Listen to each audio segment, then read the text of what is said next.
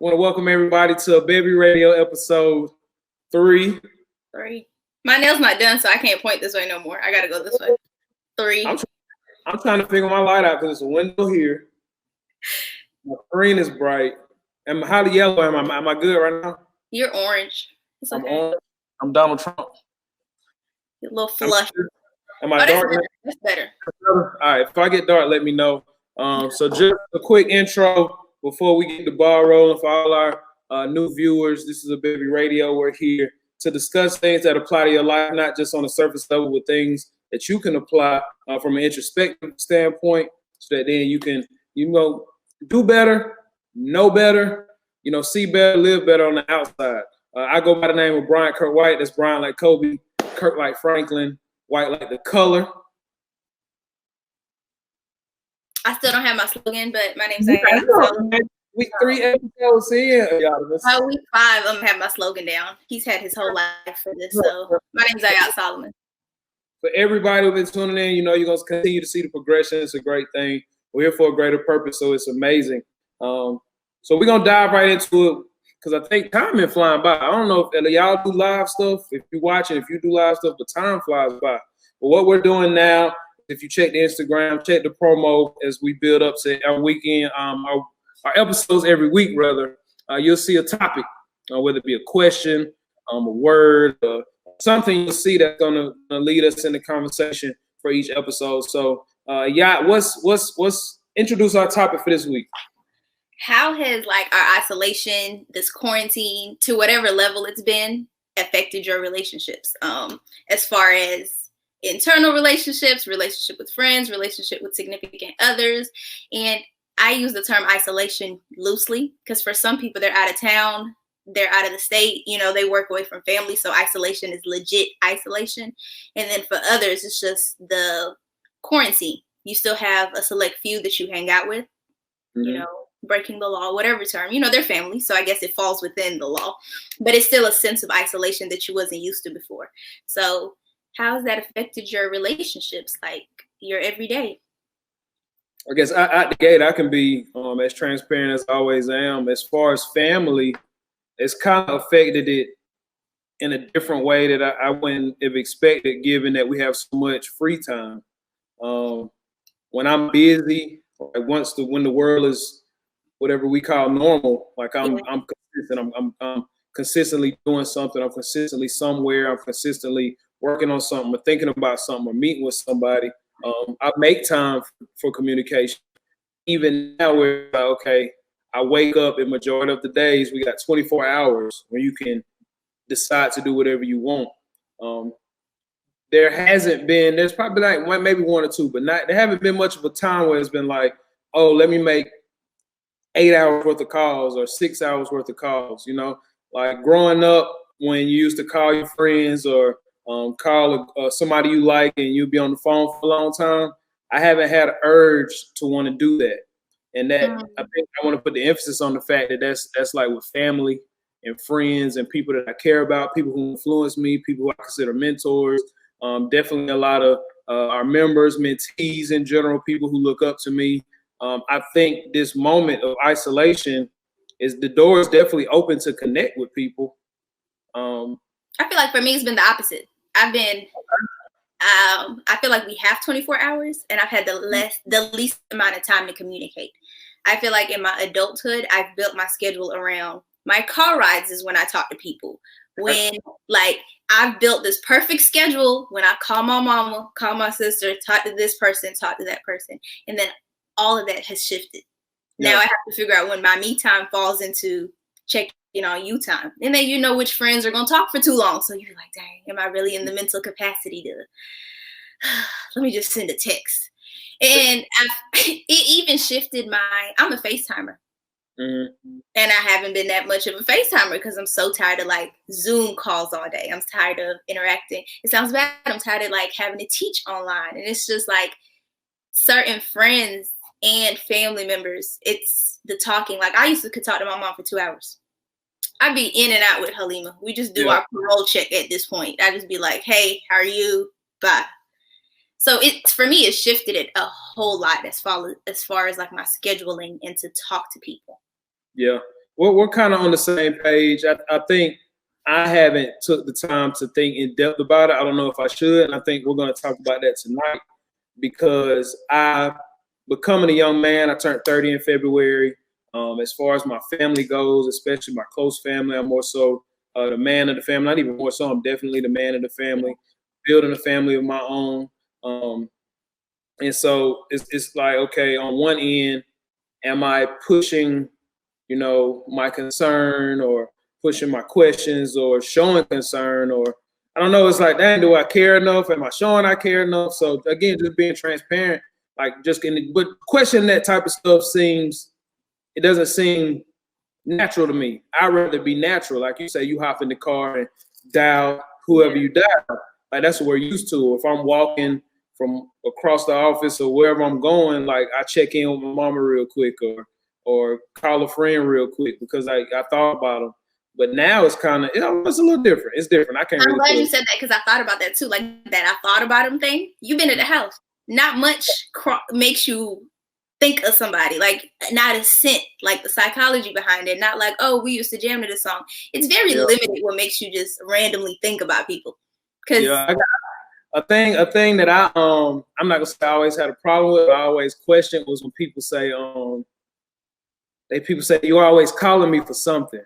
And that's like a bad thing, like in film or TV. They'll say, you're always calling me for something. You don't ever just call me. I'm always like, why would somebody call you for no reason? Like, there's some reason why they're calling you, whether they want to check on you, they want to know where you are, whether they want to, like, tell you to listen to a song, or there's some reason. I'm pretty sure the sentiment comes from you want something from me. That's why you're calling.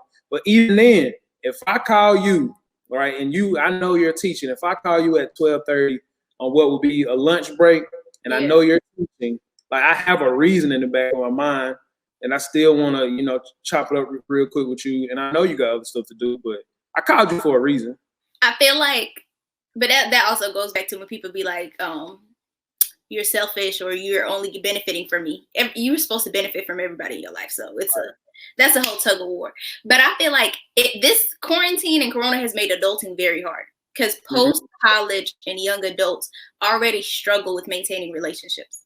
Mm-hmm. Like that is time to lose yourself, find your circle. So I feel like this whole situation has already put a huge pause or shifted things for lots of people. I actually want to add someone to the conversation. Okay. I can tell you a little bit more about what she does and her experience, but I feel like her contribution to the conversation as far as how it's affected relationships is very beneficial. Because I feel like for us, we still don't know what it's done to us. We just know that we're not in the mood most of the time. So I'm going to add to the stage Miss Shanel. Hi. Go ahead and introduce yourself because I know Bryant doesn't know too much about you either. Great to meet you. Okay. Nice to meet you too. I'm Shanel. I am a doctoral candidate in counselor education. So I'm a clinical therapist. I do therapy, been engaging in therapy this whole time while the quarantine has been going on. So I have a background in like all settings as far as mental health is concerned. But I've heard a lot of what you all said, and really honestly, everybody is impacted different ways. And I feel like sometimes if we think about what social media is saying, it's telling us how we're supposed to be impacted by this quarantine. It's telling us like, well, we're supposed to be doing, oh, you should be productive during this time, and you should be doing this, and you should be doing that. But, honestly, that's not viable for everybody, Right.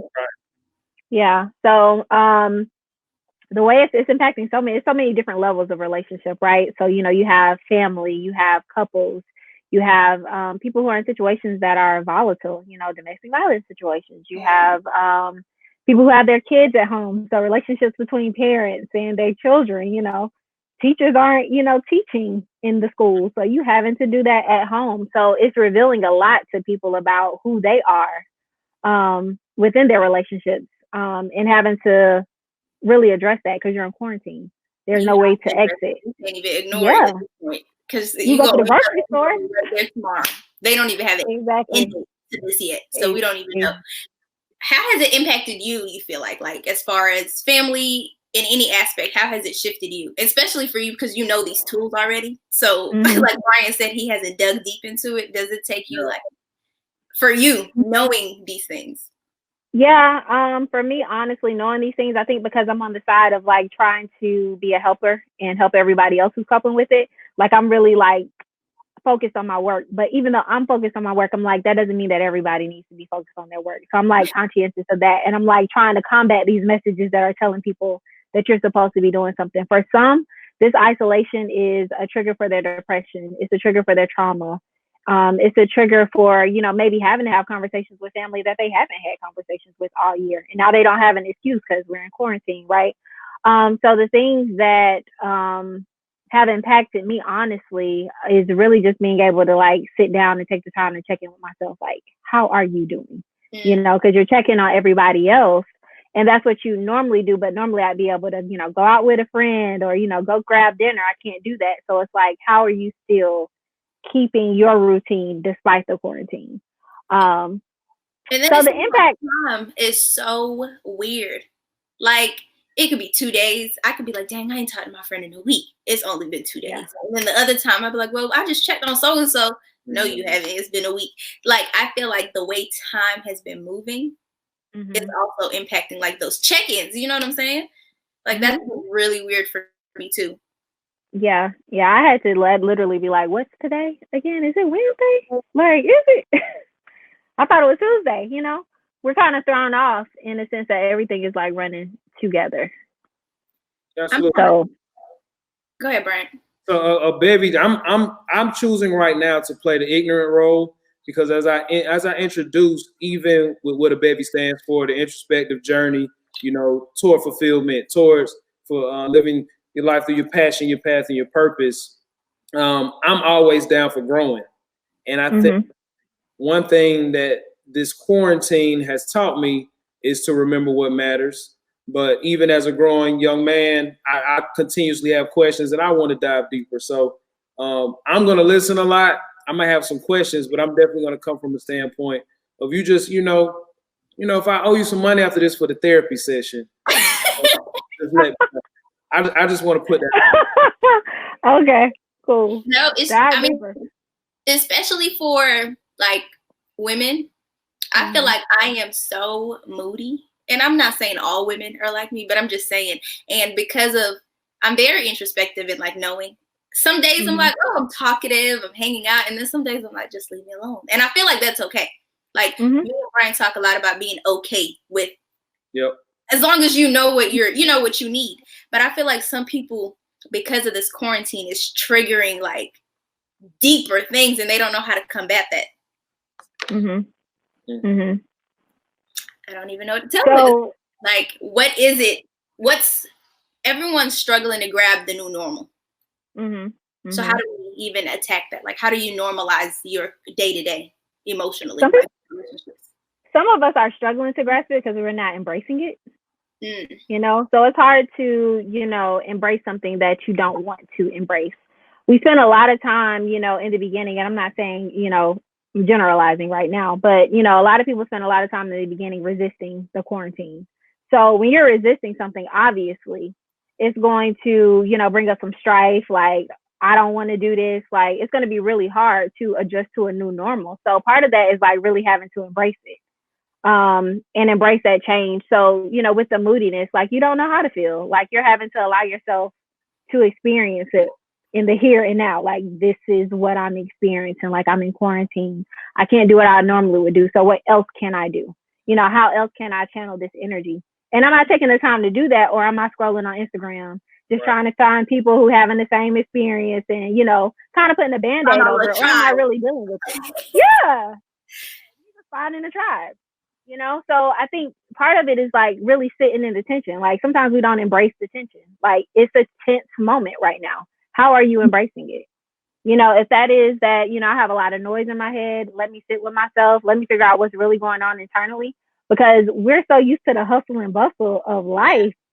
You know, we're really not sitting with ourselves. We're not really sitting to see like how we're doing or checking in with ourselves. Like we don't know how to live alone, you know, and there's just like saying like a man who cannot live with himself cannot live with his fellow man.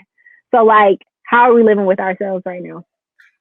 And you know, that's major, because I feel like social media is even telling you how to meditate. Like they're even telling you how to be productive, and then they're also telling you how to chill. So then, like, for the everyday person, you're trying to digest that. Like, am I doing this right? Am I doing this right? Am I doing, you know, it's constant. And even in that sense, like some people, like you said, student, teacher, parent, like parent with their kids, those are all things that now we have to face. We don't know no end date. We have no idea how this is going to affect in the long term. So that's the thing. Like, I feel like a lot of people are stuck thinking that this is temporary, which it is in a sense. But look at him jotting down. But I keep saying the new normal is gonna come after this. Like, it's never gonna go back to how it used to be.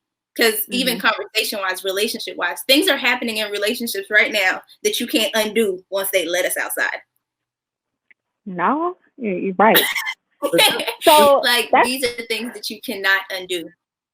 You can't undo it, and it really reveals, like, you know, what is your communication like? You know what I'm saying? Like, are you effectively able to communicate, or are you typically someone who has a avoidant attachment style? You know, are you anxious? You know, like, we're really call me and the out. part of it. My therapy right now. I'm gonna tell you, like, the part of that sucks is really having, like I said, having to embrace the tension, having to sit in who you are as a person, and really having to do that with somebody else. Like, if you're living with someone else, like, they're seeing all of the different sides of you while you're really re-experiencing the sides of you that you really haven't. You know, and, you know, in some ways it may seem unfair, but it's like, how are you going to embrace it? Like, how are you going? Yeah, go ahead. I didn't mean to cut you off, but no, you did. From a therapeutic standpoint, just by definition or structure in general, how would you say that moments of discomfort or moments outside of your circle of normalcy, how should we as people, you know, take those in? Whether it be on the left side, someone who has issues where they have trouble taking it in, or someone who's used to being uncomfortable. Overall, in general, what do these type of moments mean for the individual? It means that you figure out if you have coping skills or if you do not have coping skills. Like, are you able to cope? You know, even if it wasn't this pandemic, if it was something else, you know, tragic that was happening, like, how would you cope with it? You know, in isolation, you know, maybe you lost your job and now you are home. You know, it doesn't take a pandemic to be able to figure out whether you do or don't have coping skills, but now we're forced into being able to figure that out. Right. So, like, how you handle it is really being able to explore yourself.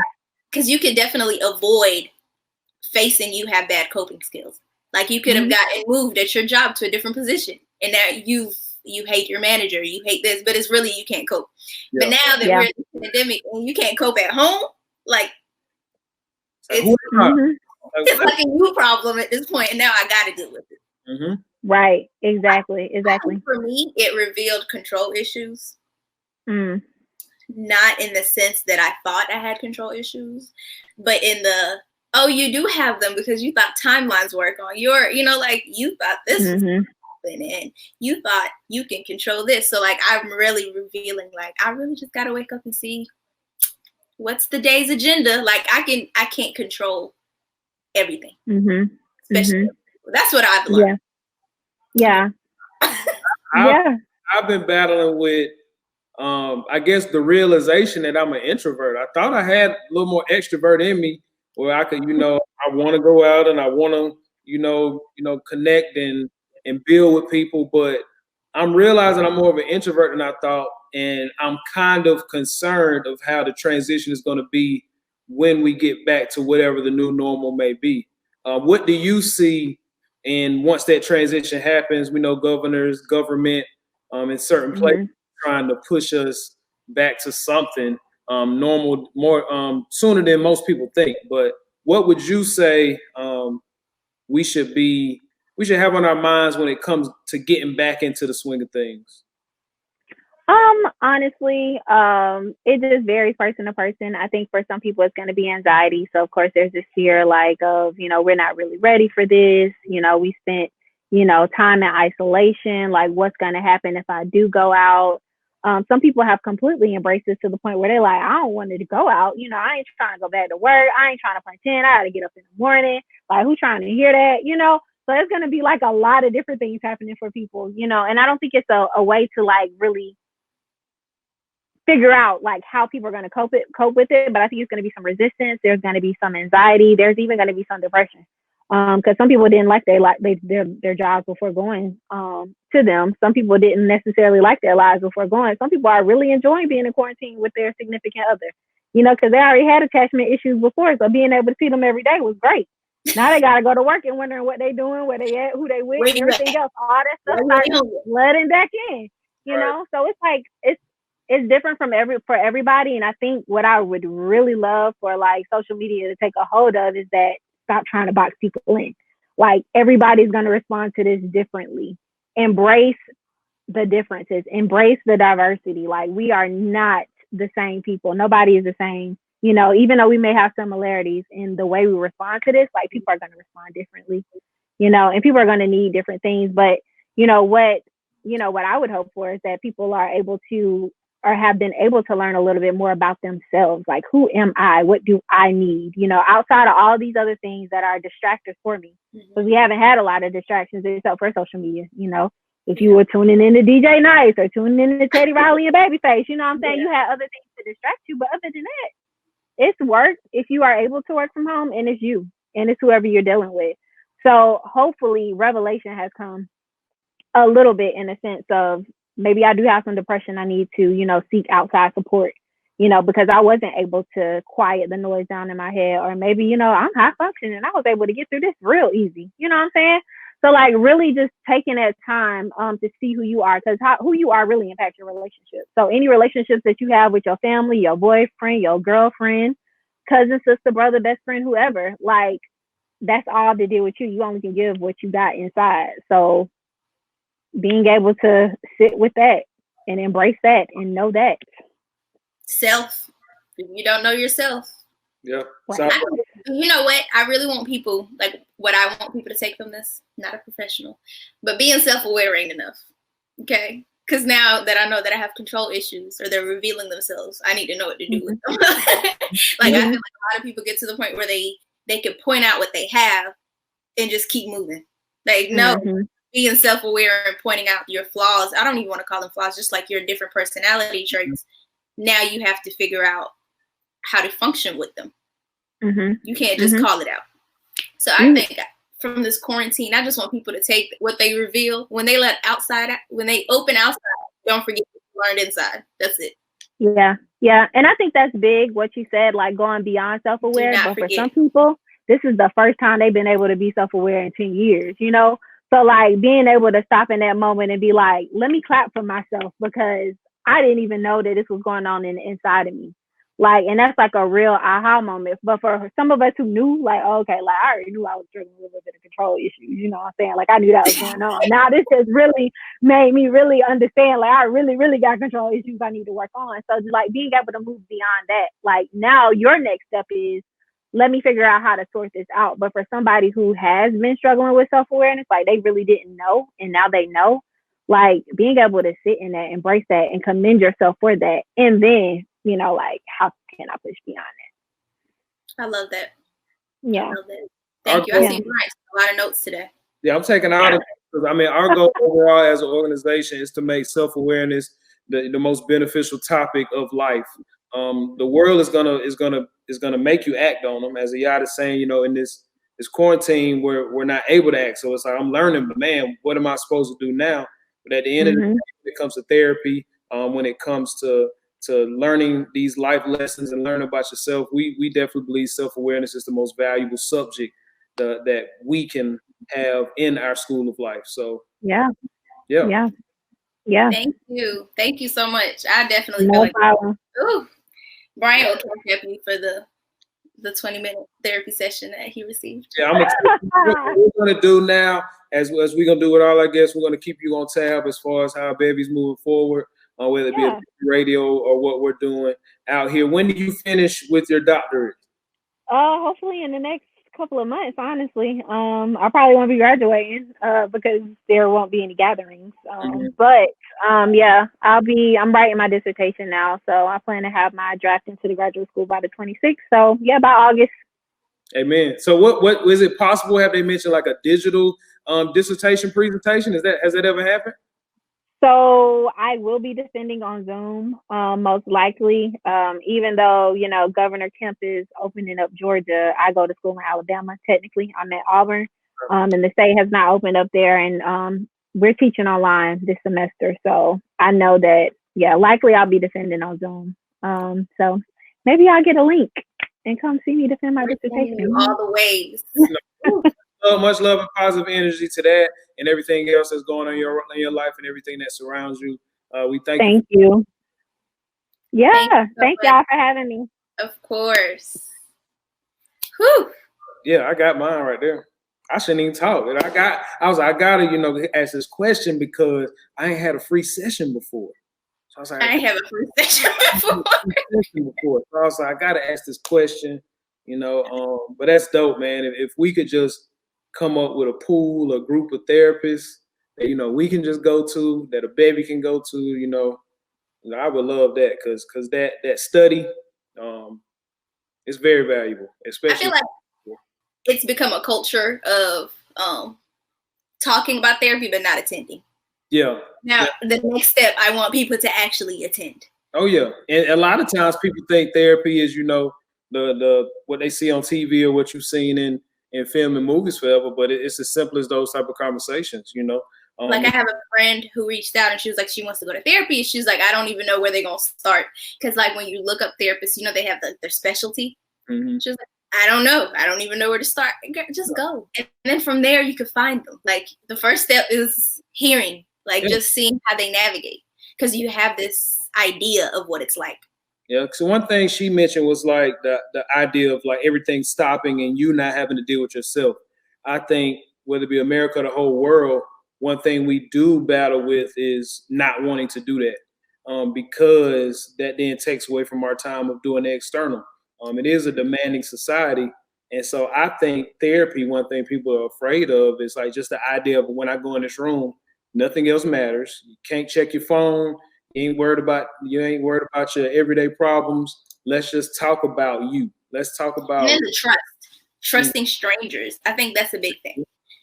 So trust is a big thing. But like, I know there's different avenues and different ways to be in touch with yourself outside of simply just therapy and putting, outside of having to go to someone else. I know there's tools and methods that a person can individually do to reach that level of self-awareness. So therapy can come in various forms.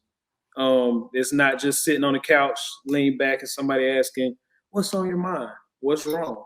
And that's another thing that goes hand in hand with the value of self-awareness. So just looking at that, I think we can bring on another great individual in which when we talk about dive deeper into ourselves. Definitely, when we're providing resources to where therapy doesn't require another source. It doesn't require another person. You can make life, your day-to-day, looking in the mirror, sitting on the couch therapeutic. So right now I want to bring on the one and only Miss Dr. Blake Banner. Hi. Doctor. How are you guys? Can you hear me? Yeah. Okay. Great. How are you? I'm good, making my way through quarantine one day at a time, just like everybody else. Excited about that. So are you okay? That's the question. I am okay. There have actually been a lot of changes actually for me because I'm a physical therapist. So our world as physical therapists has changed because that's a profession where you're in people's faces, you're touching people, you're in close contact with several people a day. So that's definitely shifted, and the need for therapists has gone more to the hospital setting, of course, where they're trying to take care of those COVID patients and making sure that the patients who are just there for standard admissions are getting the treatment they need and on the fast track so that they can clear those beds out for those coronavirus cases if the peak comes for certain cities. So it's completely different right now. I catch myself saying that's crazy. I catch myself saying that's crazy like 100 times a day. Just everything changing. I just be like, that's crazy. It's like, what is your profession? And it's like, how can we make that work with the current pandemic? Let's Let's Like she's physical therapy. You can't be virtual. Like, you know, it's complete. It's a complete shift. As soon as you say, when I think of physical therapy, I think of, okay, I had surgery. I need to regain my arm strength. I think of certain aspects like that. In this situation, what does it mean, whether it be with COVID or as far as how you feel that you're providing strength for them? Yeah, so actually a lot of the elective surgeries, so like the total knees, the total hips, total shoulders, all of those, they stopped those because, you know, they won't want to expose people to certain things in a hospital setting. But for a physical therapist in a hospital setting for the coronavirus patients, it's really optimizing their level of function. So of course it's affecting their respiratory system. So it's difficult for them to breathe. Walking a few steps could be hard for them. They get winded quickly, requiring oxygen. And as a physical therapist, what we do is we figure out their home situation, because in that setting, it's making sure they have a safe discharge to wherever it is they're going. Like, are they going home? Do they need to go to a rehab facility? Who's there to help you? Do you have spares? Like, what does your typical day-to-day look like? So making sure that we're getting them up and active in the hospital, because there's research studies that prove that it does impact the respiratory distress syndrome that they are experiencing. I was gonna say, that's crazy. Again, like they stopped an entire, you know, type of surgeries for, you know, I get the exposing, but now certain people have to live longer with pain or pain medicine until it's safe enough for them to have those surgeries. Exactly. So outside of your studies, or including your studies, we want to dive deep into you as a person. This is a segment that we want to entitle with our episodes, the passion presentation. We deem it very valuable for individuals at whatever age to be able to tap into a passion and insert it into their lives, whether you make it a 9-to-5, whether you make it a side gig, or whether you make it just an overall mindset. What is something that you're passionate about, and given you being the Dr. Blake Banner, you caring for other individuals when it comes to the physical therapy aspect, what's something that you're passionate about? What is the thing or the things you're passionate about that you are applying to your life? So it would have to be holistic wellness. So by degree, of course, physical therapist, but by birth, energy healing, making sure that people are going and doing things to serve them on every level, not just going to the gym, but like you guys were talking about earlier, taking time to say, okay, I'm aware that this is going on with me, and reflecting on those issues that you feel like are going on internally, so that overall everything can improve. Absolutely. That's something that I guess I've seen. I think when I was in Savannah, I like to call Savannah my most hippie experience going to SCAD. I learned a lot in Savannah, you know, about the triangle going up north a little bit. But overall, Savannah taught me a lot as far as thinking differently, thinking outside of what may have been ingrained in me. So when it comes to thinking holistically, what exactly does that mean? How would somebody apply that mindset to their life? So I think a lot of times, again, you guys touched on this, we're fed certain things through like social media, like, oh, you need to meditate, or you need to be productive, or work is the most important. Like, there's so many just little boxes that they try to put us in. But when we talk about holistic, we mean everything. So not just going to work, but also spending time with your family, also making sure you're spending time with yourself. So kind of like dabbling in a little bit of everything when it comes to that, and doing what works best for you, not necessarily following some cookie cutter aspect of, okay, they say I need to read, drink 5 glasses of water today. I need to meditate. I need to talk to my friends. I need to, this whole checklist. When it becomes a burden, then it's not helping anyone. Then you're stressed out by it. It's not going to cause anything beneficial for you. If someone, and drink green tea, that's on the to-do list. Exactly. Drink green tea in order to have moisturize, hydrate, mind your business.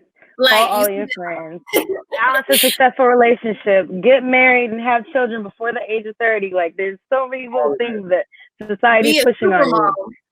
But exactly. As far as someone who doesn't know what holistic wellness, what it looks like, and I know it doesn't look the same for every person because it's individualized based on, their needs, but can you give us like an example or just a quick rundown of what it looks like?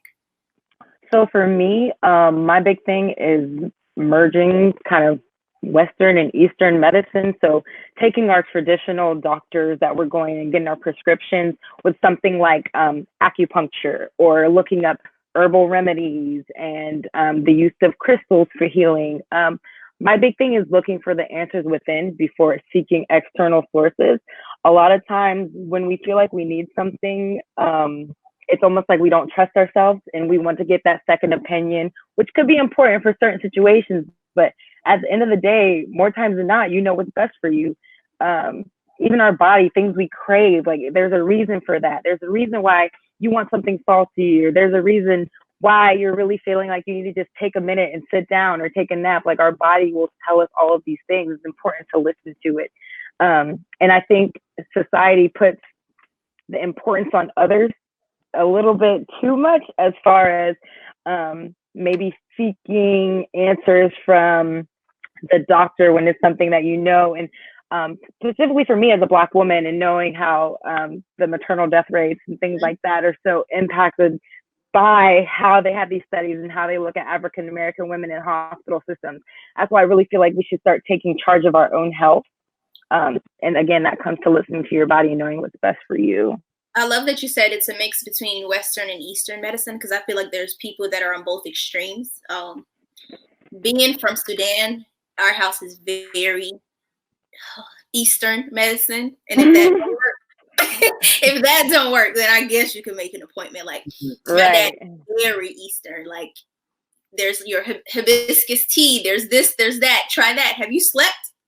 Okay, then do this whole checklist of self-check before you go and get a doctor's prescription. But I feel like it's a big emphasis on validation, and also like this is more emotional, but like if someone becomes an expert in a field, you no longer rely on your own body's intuition.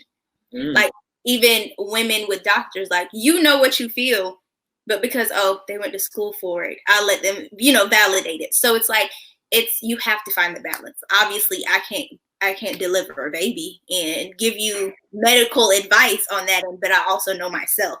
So like going back to that self-awareness, not self-doubt, and justifying, like being okay with saying, I don't know this and I feel confident in this. I feel like it's a big part of why we seek outside validation. So what we're saying is there's a given value in the body, the mind, and the self is what we're saying. Correct. That's crazy, man. And then I feel like an audience. A really, really big part is not invalidating someone else's ways. So like I love that Blake said a combination, because there's there's an extremist who invalidates the entire Western medicine, and then there's extremists who invalidate the entire holistic approach. When there's villages in South Africa and South Africa, South America, who don't have Western medicine, and yet they're thriving, they're surviving, they're doing what they do. So being able to I've seen so much elderberry, turmeric, ginger, all these remedies that people are talking about now, the coronavirus. I'm like, y'all were just buying up all the Dayquil and NyQuil like 6 weeks ago, but now y'all kind of get with the elderberry and the ginger. But I love it. I'm not knocking it. I'm just saying that like it's so good just to see people exploring different avenues. And I think during this time when we are in quarantine, it's giving us an opportunity to branch out and to try different things, whether that's trying herbal tea or elderberry syrup, or we're going to try to journal. We're going to try to spend time in the morning taking 10 minutes, not just waking up and scrolling on our phone, but just trying to reflect and think about what did we have a dream about, or how are we feeling before we start our day, I think it's the perfect time to do that right now. When you talked about like the going to these stores and buying all these natural herbs, it was funny to me. Not like it's funny, but you know how Black people, I think for most Black people, we already knew this. And the fact that Western and the government didn't provide us with a solution, that's what pushed people more to it. Like we've been knew about ginger tea and turmeric. We knew these things, but because this pandemic started without a solution, we were like, hold on, let's go back to our old ways. What did grandma say again? Because the man ain't give me a vaccine yet. So let me go here and get get what we used to do to help my immune system. So I feel like that also pushed some self-reliance. Like, since they don't have a solution, let me go back to my old ways and figure out. Because the big joke in our community is the Sudanese women WhatsApp they got all the remedies at this point. They got the vaccine. They got whatever you need at this point. So Dr. Banner, when it comes to the holistic approach and you're going to work, physical therapy, is there a way that you can infuse those two things together? Like, because I'm sure you can't just bring, elderberry to work, so how do you find crystals? How do you find a median as far as how you're helping through your job alongside what you believe in? So there's a thin line that I can dance when it comes to that. Because, of course, working within my scope and my degree when I am working as a physical therapist is different than when I'm Blake, Reiki practitioner, working with clients on that side. Mm-hmm. However, I am able to utilize breathing techniques with patients that do feel anxious or they do get overwhelmed during a treatment session. So there's always that. And if they bring up something about essential oils or ask for recommendations, I can't tell them specifically, but I can tell them from my basis and my knowledge what I do know and what could be beneficial for someone who may be experiencing something similar to that. So mainly the calming techniques, but as far as everything else, it's kind of like that thin line of going into woo-woo and too much merging of the Eastern and Western, but I am able to bring it with me. And everywhere I go, I am me, no matter where I go. Like, so I'm in clinics, I'm in hospitals, I'm wearing crystals, like they already know what's going on with me. But I feel like that energy, it kind of definitely is contagious. So I just feel like I'm spreading that throughout too. How did you get started? As far as someone who's constantly been educated with Western medicine, and then, you got all the way up to doctorate. I know it's almost, I don't want to call it suffocating, but you're constantly beat with these Western methods. How did the holistic approach and holistic wellness come about for you as a way of life?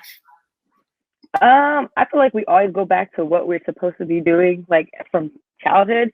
So when I was a child, my mom, she would actually let me go. There was a store in the mall, and they had tumbled crystals and rocks and stones, and I was so into that, and I was all into it. And my great aunt is actually a Reiki master, so there was always like the presence of it growing up. But of course, like you said, there's people beating different things into you, and you're like, oh, I want to do this, and research, this is this.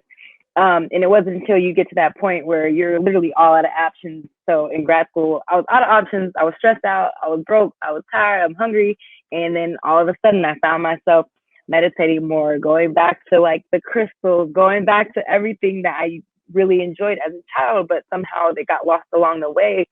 And at that point, I was like, oh, okay, I'm exactly where I'm supposed to be. It works, and this is me. Yeah. I like that. It all goes back to knowing yourself. Tap into who you are. Absolutely. So just to present to the people as our passion presentation, how exactly, as a Reiki practitioner, how have you introduced that to the world? Education. So I try to educate, even if it's just putting a bug in someone's ear, making them curious, making them want to Google search. Through my blog and my website, I try to provide as much information as I can. It's something that I'm passionate about, of course.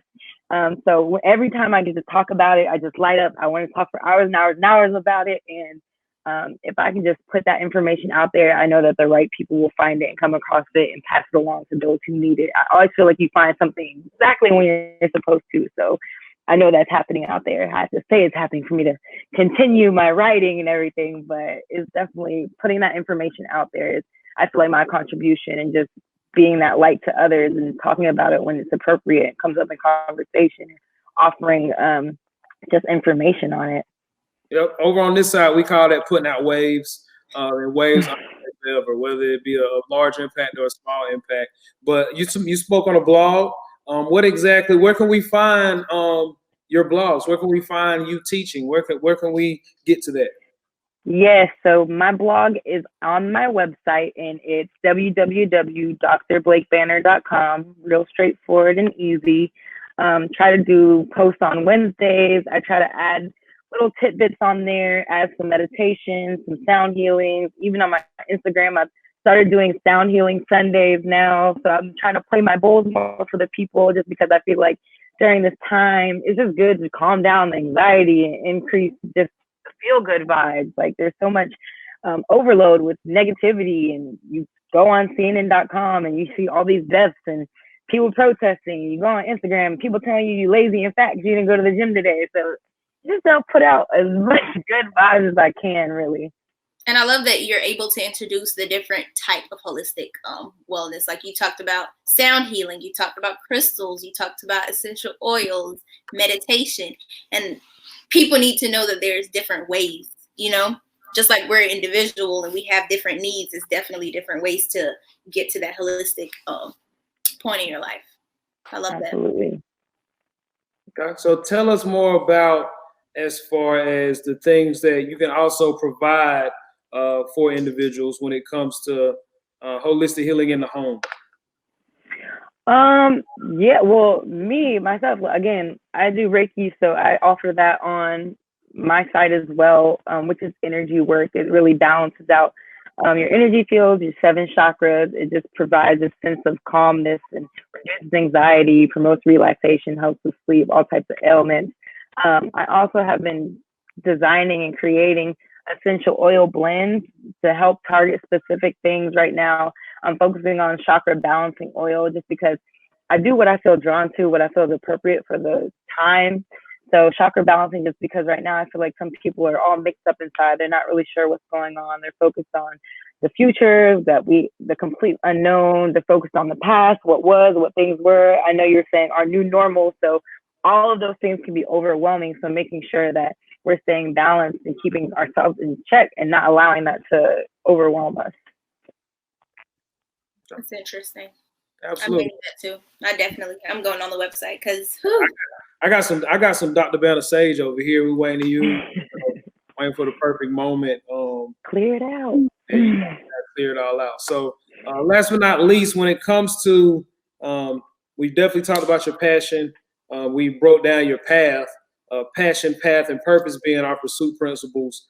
Can you just give, in respect to quarantine, an overall view of the impact, the purpose, which we've also tapped into, but if you had to say anything about the purpose of why you do what you do, why is it valuable, and why should people take heed to what you are passionate about? Ooh, that's a good question. Because I feel like the way that I found what I'm doing now, my passion and my purpose is from looking within. And I feel like I constantly beat that in everything that I do, talk to yourself, go within. And I know that sounds so cliche, but I feel like we're forced to do that right now. And at this time, that's my purpose, to remind people, yo, check in with yourself. And what are you feeling drawn to? When everything else is removed, all the distractions, what do you want to do? What makes you happy right now? And I feel like you can carve out your own way by understanding that and figuring that out. It's not about what people are doing right now that's making money. It's about finding what makes you happy and figuring out how to make a living from that. So that's step one. I love that you tapped into that. It's not even about what's making other people successful and happy. Absolutely. It's not like, oh, I'm good at that too. It's definitely that tapping into yourself and what makes you happy.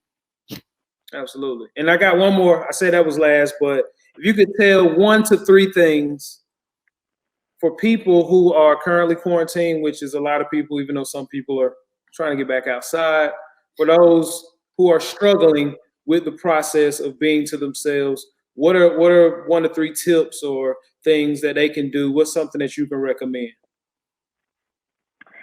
I would say 1, focus on the present. So mindfulness, take things one moment at a time. Don't worry about what's going on next week. Don't worry about when you're going to be able to wear your new outfit.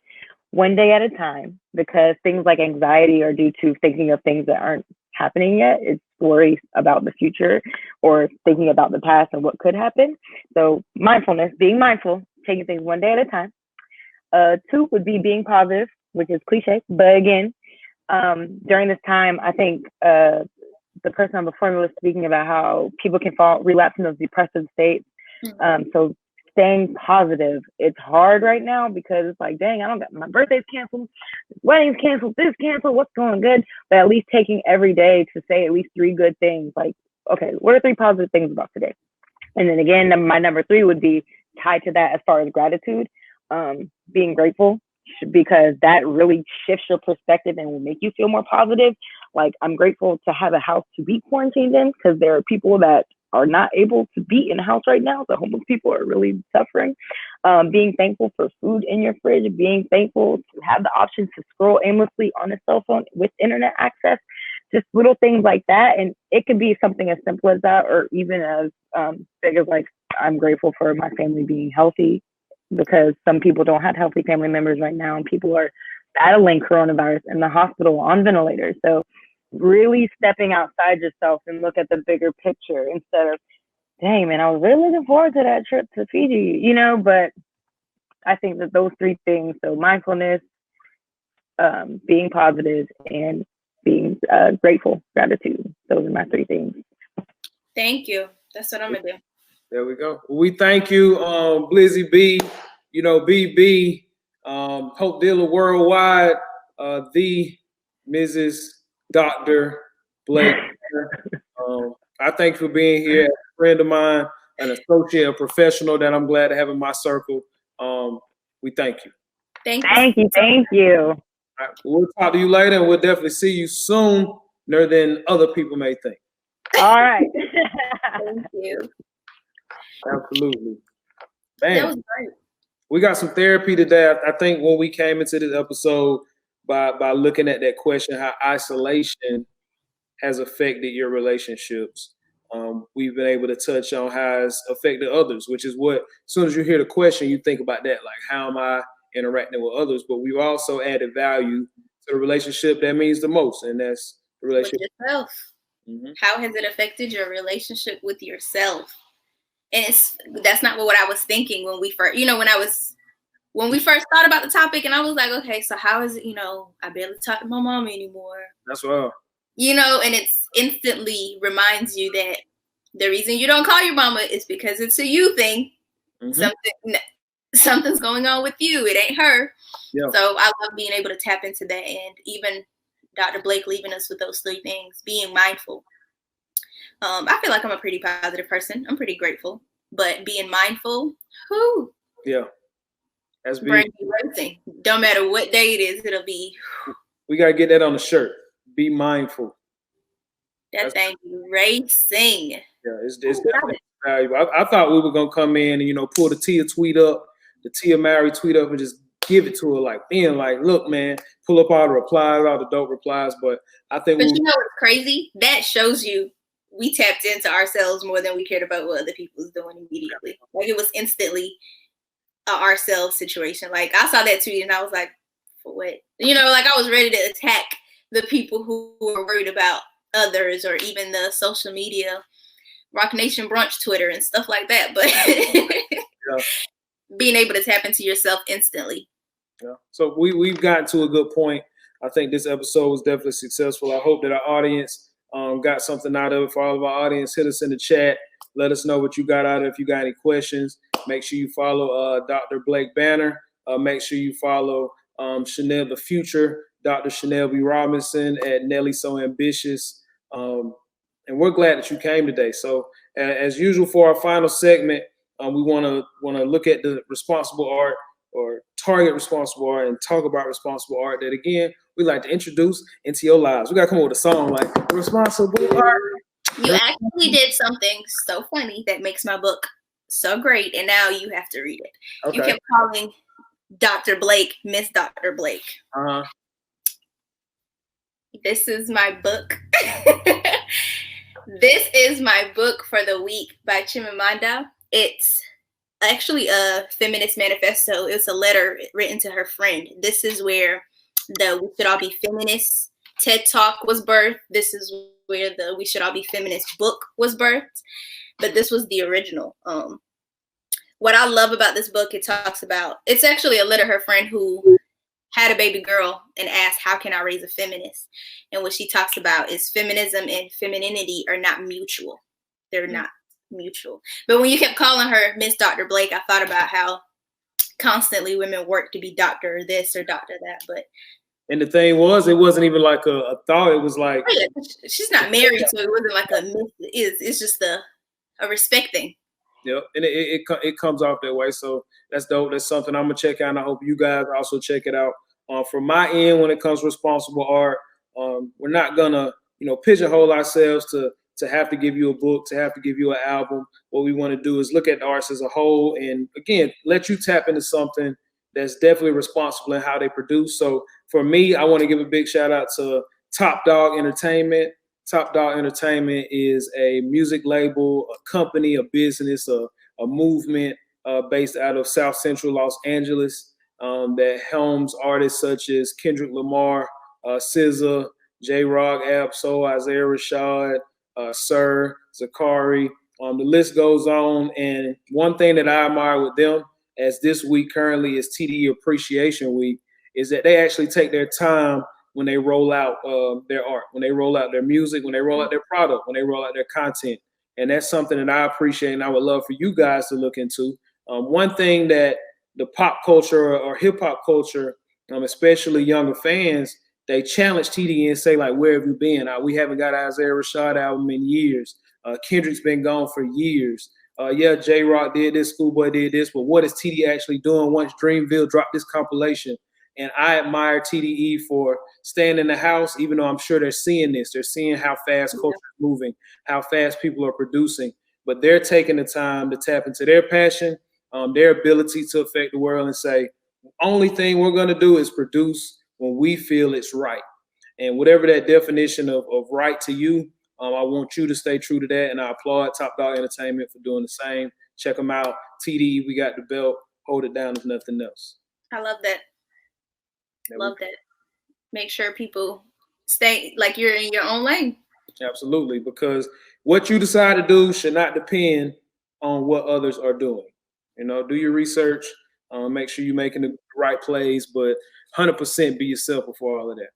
Exactly. Yeah. We're always called the microwave generation anyway. Too much and too fast. So with that, before we dive deep into music, because we can do a whole nother hour on that and how I feel. We're gonna say peace out for A.Bevy Radio episode 3. We're gonna bring Mr. DJ Tony Tonto back to the stage. Our outro music. Make sure you see the cash out. Tonto, take us out with some tunes, my brother. Much love to everybody. Hey, real quick, I got a question though. Oh, what's up? I got a question though. Look, once I found out that I am self-aware in the things and my flaws and whatnot, what am I to do next? You know what I'm saying? I'm in the house. I can't go out and better myself. You know what I'm saying? What I'm supposed to do? Just read? You know what I'm saying? What I'm supposed to do? No, you're not supposed to read. It depends on what it is. Listen, depends on what it is. Do you need to talk to people about it? They got virtual therapy. Do you need to? I'm going to just put this out here. People told me recently I had a conversation with my sister. You know what I'm saying? And we was talking about like my past relationships. And it all come down to the same thing, that they say I care too much about my friends and prioritize my friends first. And I looked at it and I laid in the bed and I was like, dang, I really do. But then I realized my friends ain't looking for nothing out of me. They just want me. You know what I'm saying? They want me to be myself. I'm not no therapist or nothing, but I feel like that's something deeper into that wall. You feel like your loyalty can only come from one place, and until you meet a significant other that you feel like is one of your friends, you may never. That's what it is. Yeah, to answer both of your questions on one end, when it comes to self-awareness, once you have a click in your head to say I am self-aware, it's not exactly an action that you have to go about doing. We live in a community, a culture where planning is something that is put upon us. So you may sit at home and plan. But overall, when you become self-aware, it's going to show in your actions regardless. So once you step back out, once you're faced with issues, once you're faced with challenges, once you're faced with changes that are going to attack you in your life, once you become self-aware, you're only going to progress instead of regress. You're going to grow from that. As far as what you have found out and how you relate to your friends and respect your friends, that's one thing I love about you as a best friend of mine. But we also must understand that everything that has happened in our past has had a positive and negative effect on who we are now. It may be a small positive effect, large negative effect. It may be a large positive effect and a small negative effect. But either way, what we have to look at is say, okay, I've been through this. And what does it mean about who I am now? And what will it mean about who I want to be in the future? So again, becoming more self-aware, you can tap in and say, man, I'm the most loyal friend in the world, in the universe. I give you the crown. But you also have to look back at how you were raised, at your family, at your emotions, at the things that you depend on, the things you believe you need to survive, and say, okay, are these things hindering me? Are these things providing a benefit to who I want to be in the future? And then you can only keep going up from there. Again, you'll continue to change, but you'll also progress and you'll grow because you are self-aware. Facts. And maybe hopefully I can grow my beard too. You know what I'm saying? Hold out here, man. The light went off. I guess God was telling me you should wear a hat today. I was trying to get my light straight. But man, this is crazy. I wanted to show off a little bit and let them know that I ain't ashamed of how y'all feel. I'm isolated. My relationship with y'all don't depend on how my hair look. I was gonna try to flex for y'all. But you know. I saw a tweet that said, nah, don't open a barbershop. Be happy with your natural state, like y'all tell us. Nah, hell no, I can't do that. I got handlebars for a mustache. That ain't right. But I appreciate y'all. Let me get it cracking. Absolutely. Thank you. Make sure y'all hit the chat, tag A.Bevy and everything you post, and y'all have a good night. See you next week.